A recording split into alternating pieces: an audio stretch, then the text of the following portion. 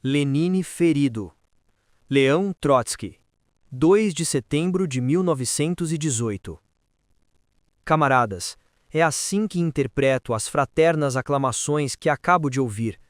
Hoje, nestas horas dolorosas e nestes dias difíceis, todos sentimos, como se fôssemos irmãos, uma necessidade profunda de nos unir, de nos ligar de mais perto às organizações soviéticas, de nos agrupar mais estreitamente sob a bandeira comunista. Nestes dias e nestas horas cheias de perigos, enquanto o porta-bandeira do proletariado, o nosso e, podemos dizer, o do mundo inteiro, se encontra estendido flutuando no seu leito de dor contra o terrível espectro da morte, sentimos-nos mais próximos uns dos outros do que nas horas de vitória. A notícia do atentado contra o camarada Lenine chegou-nos a alguns camaradas e a mim em Sviazhsk, na frente de Kazan. Aí recebíamos golpes, uns vindos da direita, outros da esquerda, outros em pleno rosto. Mas este novo golpe vindo da retaguarda longínqua feriu-nos nas costas. Esse golpe traiçoeiro abriu uma nova frente, a mais dolorosa, a mais alarmante no momento atual. A frente onde Vladimir Ilyich luta contra a morte. E quaisquer que sejam ainda as derrotas que possam vir a atingir-nos nesta ou naquela fase da grande batalha, creio firmemente na próxima vitória que obteremos unidos.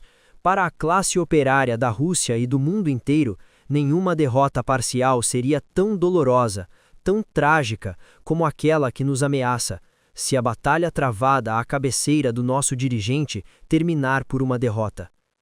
Não será difícil imaginar toda a violência de ódio concentrado que esta grande figura suscitou e suscitará em todos os inimigos da classe operária. Pois a natureza agiu bem quando fez encarnar em um só homem a imagem do pensamento revolucionário e a energia indomável do proletariado. Essa figura é Vladimir Ilyich Lenine. A galeria dos chefes operários e dos militantes revolucionários é muito numerosa e diversa.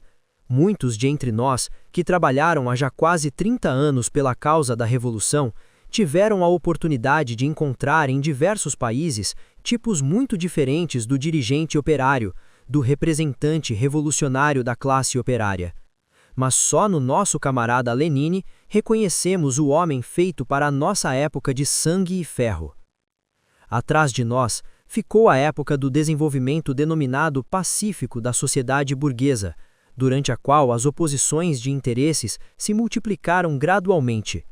Era então para toda a Europa o período dito da paz armada, e o sangue quase que só corria nas colônias, onde o capital ganancioso torturava os povos mais atrasados. A Europa gozava a paz sob o regime do militarismo capitalista. Então, se formavam, se definiam os chefes mais representativos do movimento operário europeu. Entre eles, conhecemos o maravilhoso dirigente que foi Augusto Bebel, o grande ausente. Ele refletia, porém, a época de um desenvolvimento progressivo e lento da classe operária. Muito corajoso, dotado de uma energia de ferro, distinguia-se também por uma extrema prudência em seus movimentos. Apalpava o terreno, adotava uma estratégia de contemporação e de preparação. Exprimiam-se nele um crescimento gradual, uma acumulação molecular das forças do povo operário. O seu pensamento avançava, mas avançava passo a passo, assim como a classe operária alemã, na época da reação mundial, se elevava aos poucos, libertando-se das trevas e dos preconceitos.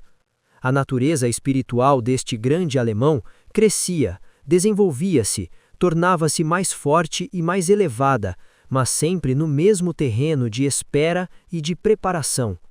Era assim Augusto Bebel, nos seus pensamentos e métodos, a figura mais bela de uma época que se afasta já na eternidade do passado.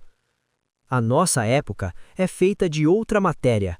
Todas as oposições que outrora se manifestavam com frequência cada vez maior conduziram a uma formidável explosão, dilaceraram a superfície da sociedade burguesa. Todas as bases do capitalismo mundial foram abaladas pela terrível carnificina dos povos europeus. Foi esta época que nos desvendou todos os antagonismos de classes, que colocou as massas populares perante a terrível realidade, mostrando-lhes que milhões de manos teriam de perecer devido aos interesses de cínicos oportunistas. Ora, neste tempo, a história da Europa Ocidental esqueceu, ou não se lembrou, ou foi incapaz de encontrar um dirigente, o que é muito compreensível, porque todos os que na véspera da guerra gozavam particularmente da confiança dos operários da Europa eram os chefes de ontem, e não os de hoje. E quando se iniciou a nova época, os antigos chefes não foram capazes de estar à altura. Foi a época das convulsões terríveis e das batalhas sangrentas.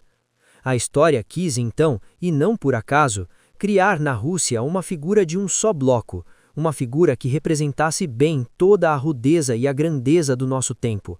Repito, que não foi por acaso. Em 1847, a Alemanha, pouco desenvolvida, fez surgir em seu seio Marx, o maior militante do pensamento que previu e indicou as vias da nova história. Sim, a Alemanha era então um país atrasado, mas era a intenção da história incitar os intelectuais alemães a um período de desenvolvimento revolucionário. E o maior dos representantes da inteligência, rico de toda a ciência adquirida, cortou relações com a sociedade burguesa, ergueu-se no terreno do proletariado revolucionário, elaborou um programa do movimento operário, uma teoria do desenvolvimento da classe trabalhadora. A nossa época foi chamada a realizar aquilo que Marx vaticinou.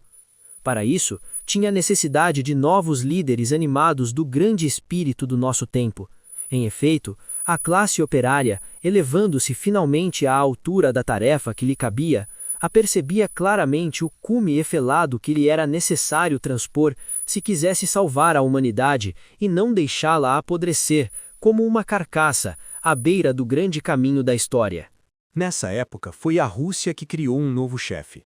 Tudo o que havia de melhor nos intelectuais revolucionários de outrora, o seu espírito de abnegação, a sua audácia, o seu ódio à opressão, tudo isso se concentrou nessa figura que, no entanto, desde a sua juventude se tinha afastado sem retorno do mundo dos intelectuais, de cuja ligação com a burguesia se apercebia com nitidez, assumindo na sua pessoa todo o sentido e essência do movimento operário.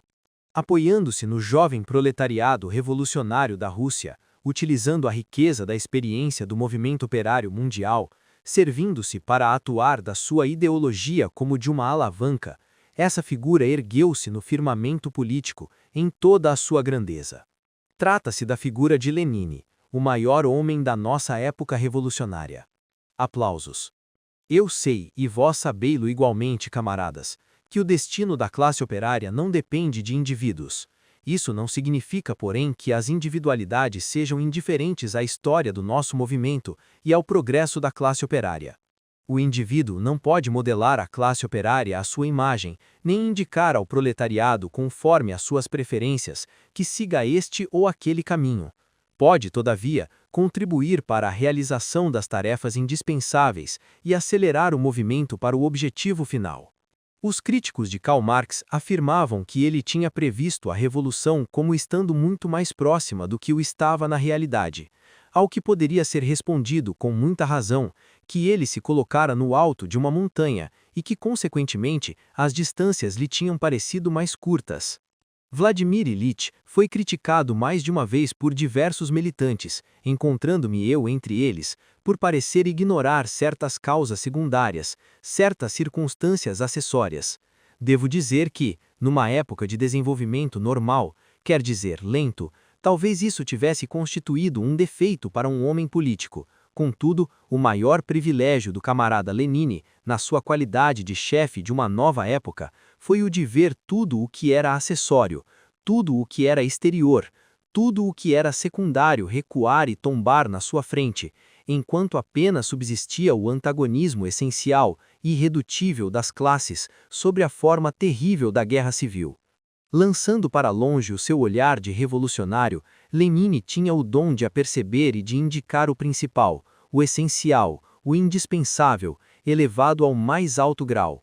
E aqueles que, como eu, puderam durante esse período observar de perto o trabalho de Vladimir Ilyich, a atividade do seu pensamento, esses sentiram necessariamente uma admiração sem limites, diria mesmo, sentiram-se transportados pela admiração perante essa perspicácia, esse pensamento penetrante que rejeita tudo o que é exterior, o fortuito, o superficial, e traça as vias principais e os meios de ação. A classe operária só aprende a apreciar aqueles dentre os seus chefes que, tendo desbravado o caminho para seu desenvolvimento, marcham com um passo seguro e perseverante, muito embora os preconceitos do proletariado lhes criem por vezes obstáculos. Aos poderosos dotes de pensador de Vladimir Ilitch vem juntar-se uma vontade inabalável, e quando reunidas, essas qualidades constituem a índole do verdadeiro chefe revolucionário, corajoso, irresistível no pensamento, inabalável na vontade. Que felicidade para nós o fato de que tudo o que dizemos, ouvimos e lemos nas resoluções sobre Lenine não seja para deplorarmos sua morte. E todavia, o perigo foi muito grande. Estamos certos que sobre esta nova e tão próxima frente de batalha, situada em um quarto do Kremlin, a vida vencerá, e que Vladimir Ilitch voltará em breve para as nossas fileiras. Se, como já afirmei, camaradas, Lenine encarna o pensamento corajoso e a vontade revolucionária da classe operária, poderá-se ver uma espécie de símbolo no fato de nestas horas dolorosas em que a classe operária da Rússia, empregando todas as suas forças, combate nas frentes exteriores os tchecoslovacos, os guardas brancos, os mercenários da Inglaterra e da França, o nosso chefe resiste aos inferimentos, defende-se contra a morte que queriam infligir-lhe os agentes desses mesmos guardas brancos, desses tchecoslovacos, desses mercenários da Inglaterra e da França.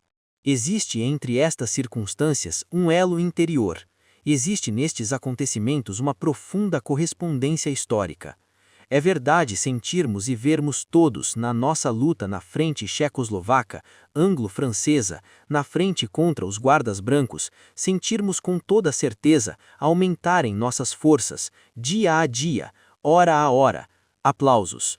Posso afirmá-lo como testemunha, pois volto do teatro de operações. Sim, cada dia estamos mais fortes, seremos mais fortes amanhã do que o éramos ontem, e depois de amanhã mais fortes do que o dia anterior, e não duvido estar próximo o dia em que poderemos dizer que Kazan, Simbirsk, Samara, Ufa e outras cidades momentaneamente ocupadas pelo inimigo retornarão à nossa família dos sovietes. Esperamos também que o restabelecimento de Lenine já não tarde muito. Neste momento preciso, a bela imagem do chefe ferido, fora de combate durante algum tempo, eleva-se perante nós e se impõe aos nossos olhos. Sabemos que não nos abandonou nem um minuto, pois mesmo abatido pelas balas traiçoeiras, ele nos exorta, nos chama e nos convida a avançar. Não vi um só camarada, um só operário honesto, que os braços tenham caído com desânimo perante a notícia do pérfido atentado. Vi, todavia, dezenas de outros que cerravam os punhos, que procuravam se apoderar de armas. Ouvi de centenas e milhares de homens jurarem vingança implacável aos inimigos de classe do proletariado. Não é inútil contar-vos quais foram os sentimentos dos militantes conscientes, combatendo na frente de batalha, ao saberem que Lenine jazia, ferido por 2 balas. Ninguém ousaria dizer que Lenine, devido ao seu caráter, não tenha a resistência do metal. O inimigo quis que até na sua carne houvesse metal. Isso fará com que ele seja ainda mais amado pela classe operária da Rússia. Ignoro se nossas palavras ou se o bater de nossos corações serão ouvidos à cabeceira do camarada Lenine. Não duvido, porém, que ele tenha a certeza de que estamos com ele. Atormentado pela febre, ele sabe contudo que, à semelhança do seu, nossos corações batem dupla, triplamente mais fortes. Agora todos compreendemos mais claramente do que nunca que somos membros de uma mesma família comunista soviética. Jamais nos pareceu mais secundária a vida individual de este ou daquele entre nós, num momento em que está em perigo a existência do maior homem do nosso tempo. Qualquer imbecil pode disparar contra Lenine e perfurar-lhe o crânio, mas seria difícil encontrar de novo uma cabeça tão bela, e a própria natureza não poderia reconstituir sua obra com tanta facilidade. Mas não, em breve se levantará para pensar, para criar, para combater ao nosso lado. Quanto a nós, prometemos ao nosso chefe bem-amado mantermos-nos fiéis à bandeira da Revolução Comunista, quanto o pensamento subsistir em nós, quanto o sangue fizer vibrar nossos corações. Lutaremos até a última gota de sangue, até o nosso último sopro, contra os inimigos da classe operária. Prolongadas salvas de aplausos.